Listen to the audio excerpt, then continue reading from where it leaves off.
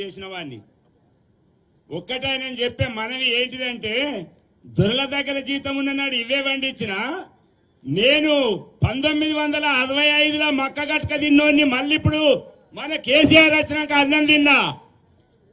ఈ 10 సంవత్సరాల నుంచి అన్నం కొరత లేదు.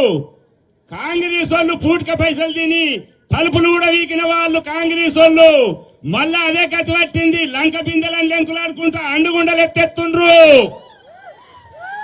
దీన్ని మీరు గమనించి రైతులు గాని అమ్మలు అక్కలు మన జీవితాన్ని కొనసాగించాలంటే మళ్ళా వినోద్ కుమార్ గారిని గెలిపించి మళ్ళా ఢిల్లీలో మనం కూర్చుండి మన కుర్చీ ఇప్పుడు రామన్న గారిని అన్ని పిలుచుకొని ఎట్లా కూర్చుండబెట్టిండో వినోద్ కుమార్ అట్లా కూర్చుండబెట్టినాడే మనం తెలంగాణ సాధించినట్టు ఈ 9-10 సంవత్సరాలు సాధించలే.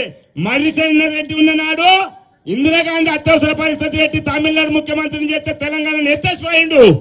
ఇయ్యాల మనం తెలంగాణ తెచ్చుకున్నాం, ఆంధ్రలో ధర్మి తెచ్చుకున్నాం తెలంగాణ. అదే తెలంగాణను మనం చేయించాలంటే మీరందరూ కలిసికట్టుగా పనిచేయాలి. మన తోక చుట్టూ ఆడించుకుంటా సంపాదన కొనుక్కోయిన కాంగ్రెస్ వాడిని అడిగొక్కాలి. జై తెలంగాణ, జై జై తెలంగాణ. మీ అందరూ ఒకవేళ మళ్ళా కాంగ్రెస్ గద్దెక్కితే ఎక్కడో లక్కనే ఉరి పెట్టుకొని సత్తని ఇది మాత్రం ఆదుకొంచుకొని లంక బిందెలకు పోతేనే మట్టి కుండలు లెంకులాడితే దొరికినట్టు. అంటే లంక బిందెలకు ఆశకచ్చినోడు మట్టి కుండలు ఎత్తెత్తాడు. బాగా ఆలోచించుర్రి. దయచేసి దయించుర్రి. నా మీద నేను మాట్లాడినందుకు ఏమైనా ఉంటే క్షమించండి. బరాబర్ మనం కాంగ్రెస్ ను నిలదొక్కినట్టు కాదు, నిలువెళ్ళదొక్కేయాలి. మీరు ఏడికన్నా రండి, నేనెత్తా నా సాధనైనంత వరకు. నేను ఇప్పుడు ఇంత ముసలాన్ని 75 ఉన్నా, నా అందుకు 200 ఓట్లు. ఒక్క మనిషికి 200